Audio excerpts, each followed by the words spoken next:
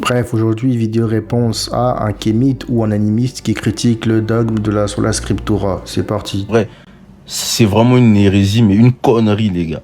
Je veux dire, quand t'es croyant, Sola Scriptura, ça doit être d'une bêtise pour toi, genre. De croire juste en l'écriture seule, juste à la Bible que toi tu as dans ta maison. C'est vraiment une connerie. On peut même pas croire à des bêtises comme ça, en fait.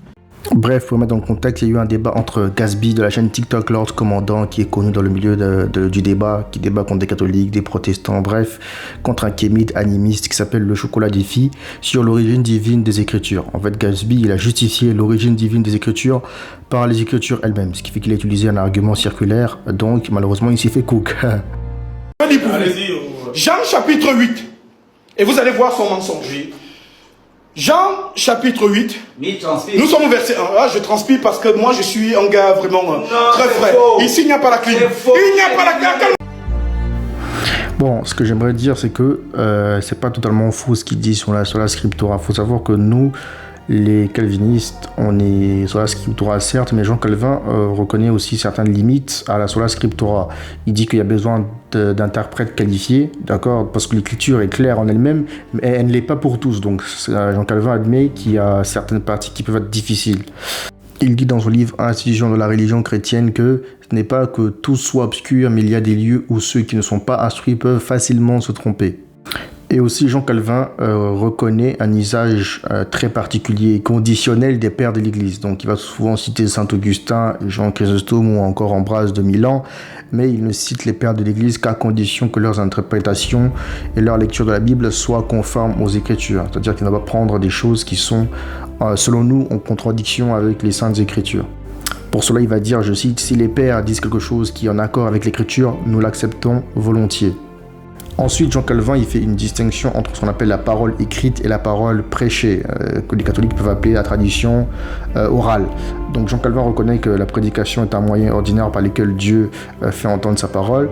Il dit, je cite, « Dieu ne nous parle pas seulement par l'écriture, mais aussi par la bouche des prédicateurs fidèles. » Alors cette citation n'entre pas en contradiction avec le dogme de la Sola Scriptura, mais parle simplement du fait qu'une médiation est nécessaire pour interpréter la parole écrite.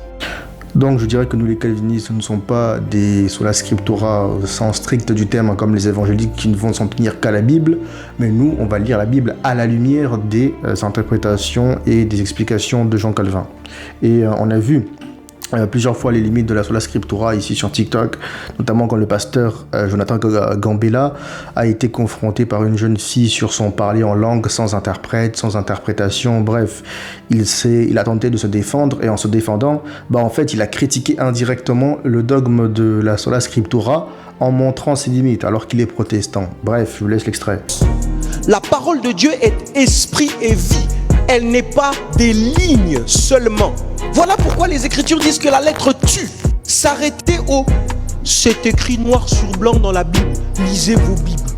S'arrêter à ça, sans pour autant prendre des précautions essentielles dans l'interprétation.